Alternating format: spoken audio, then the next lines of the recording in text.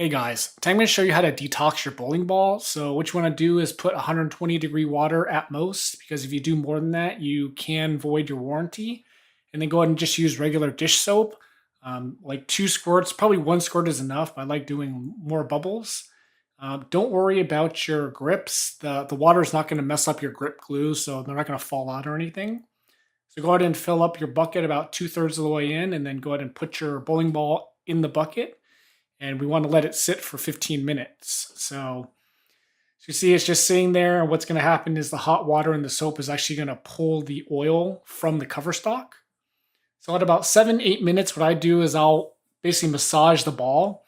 And basically you want to make sure you get around your track, because that's the most important part, where the ball is hitting the surface of the bowling lane. So go ahead and massage it. You'll feel the oil on the cover stock. So we want to get that off, so it's hanging out in the water just like this. You can see the oil just sitting in the water. That's good, because now it's not in the ball. So go ahead and let it sit. This is at 15 minutes now, so go ahead and massage the ball one more time. Try to get out as much oil as you can from that cover stock.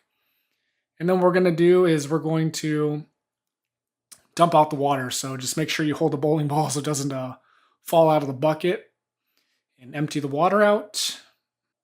Then once we've done that, then go ahead and get a microfiber towel and go ahead and dry the ball off.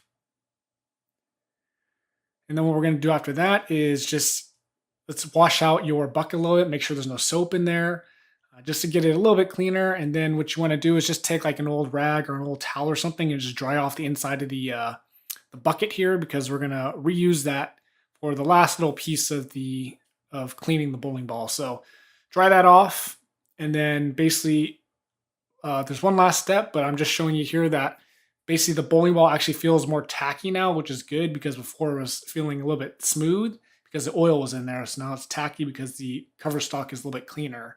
So the last step is just to put the bowling ball upside down with the grips down. That way the water comes out of gravity just pulls the water out of your grips, and then that's it. And then just I do that for maybe about 2 hours. You can let it go longer if you want, and that's all you need to do. And then your bowling ball is ready to hit the lanes some more. So that's the tutorial. If you have any questions, let me know below, and thanks for watching.